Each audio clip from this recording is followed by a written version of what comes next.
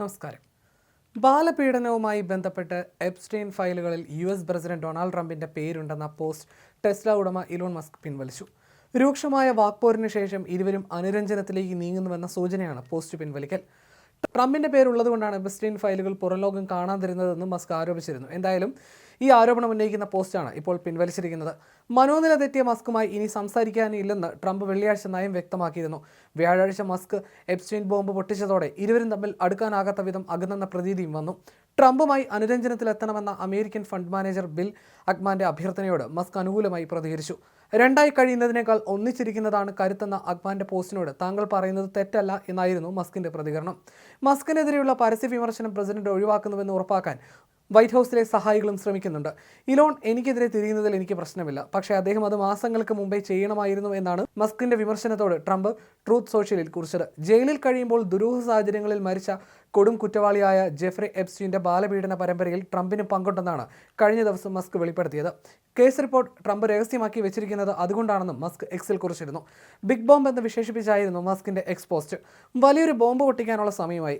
എപ്സ്റ്റെയിൻ ഫയലിൽ Donald Trump ഉൾപ്പെട്ടിട്ടുണ്ട്. അതുകൊണ്ട് മാത്രമാണ് പൊതുവിടത്തിലേക്ക് ആ ഫയലുകൾ എത്താത്തത്. ശുഭദിനം എന്നായിരുന്നു മസ്കിന്റെ പോസ്റ്റ്.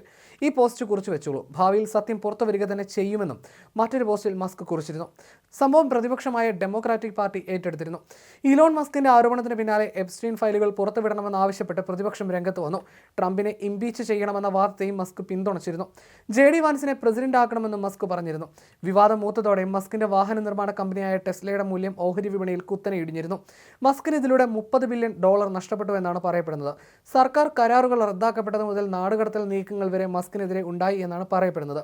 മസ്കിന്റെ അമേരിക്കൻ പൗരത്വം റദ്ദാക്കി ജന്മനാടായ ദക്ഷിണാഫ്രിക്കയിലേക്ക് നാടുകടത്താൻ ട്രംപ് നീക്കം നടത്തിയെന്നും റിപ്പോർട്ടുകൾ പുറത്തു വന്നിരുന്നു. ഈ സാഹചര്യത്തിൽ താൻ ട്രംപിനെ വ്യക്തിപരമായി ആക്രമിച്ചിട്ടില്ല എന്ന വെളിപ്പെടുത്തലുമായി മസ്ക് എത്തിയിരുന്നു. ട്രംപിനെ നേരിട്ട് ബന്ധപ്പെടാൻ മസ്ക് ശ്രമിച്ചെങ്കിലും അതിനും അനുമതി ലഭിച്ചില്ല. മസ്കിന്റെ സ്വപ്ന പദ്ധതിയായ സ്പേസ് എക്സ് ഏറ്റെടുക്കാനും ട്രംപ് നീക്കം നടത്തിയിരുന്നു. ഈ സാഹചര്യത്തിലാണ് മസ്ക് ഒടുവിൽ നാടകീയമായി കീഴടങ്ങിയതെന്നാണ് സൂചന. വളരെ അടുത്ത സുഹൃത്തുക്കളായിരുന്ന ഇരുവരും ബദ്ധശത്രുക്കളായി മാറിയത് ഏവരെയും അമ്പരപ്പിച്ചിരുന്നു. ഇതിനിടെ മസ്കിന് റഷ്യയിൽ രാഷ്ട്രീയ അഭയം തേടാമെന്ന് റഷ്യൻ പാർലമെന്റ് അംഗം ദിമിത്രി നോവിക്കോവ് വ്യക്തമാക്കിയിരുന്നു. ഇലോൺ മസ്കും US പ്രസിഡന്റ് ഡൊണാൾഡ് ട്രംപും തമ്മിലുള്ള ചൂടേറിയ ആരോപണങ്ങൾക്കിടയിലായിരുന്നു State Duma Committee on International അഫയേഴ്സിന്റെ first deputy chairman Dmitry Novikov ഈ പ്രസ്താവന നടത്തിയതെന്ന് റഷ്യൻ വാർത്താ ഏജൻസിയായ ടാസ് റിപ്പോർട്ട് ചെയ്തു. മസ്കിന് അഭയം നൽകാൻ റഷ്യ തയ്യാറാണോ എന്ന മാധ്യമ ചോദ്യങ്ങൾക്ക് മറുപടിയായിട്ടായിരുന്നു നോവിക്കോവ് ഈ പ്രസ്താവന നടത്തിയത്. മസ്കിന് തികച്ചും വ്യത്യസ്തമായ ഒരു തന്ത്രമുണ്ടെന്നാണ് ഞാൻ കരുതുന്നത്. അദ്ദേഹത്തിന് ഒരു രാഷ്ട്രീയ അഭയവും ആവശ്യമില്ല. എന്നിരുന്നാലും അദ്ദേഹത്തിന് രാഷ്ട്രീയ അഭയം ആവശ്യമുണ്ടെങ്കിൽ തീർച്ചയായും റഷ്യയ്ക്ക് അത് നൽകാൻ കഴിയുമെന്നുമുള്ള എഡ്വേർഡ് സ്നോഡന്റെ പ്രസ്താവനയുമായി ബന്ധപ്പെട്ടായിരുന്നു നോവിക്കോവിന്റെ പ്രതികരണം. വർഷങ്ങളായി മസ്ക് ഒരു രാഷ്ട്രീയ ആശയവിനിമയം രൂപപ്പെടുത്തിയിട്ടുണ്ടെന്നും നോവിക്കോവ് അഭിപ്രായപ്പെട്ടു.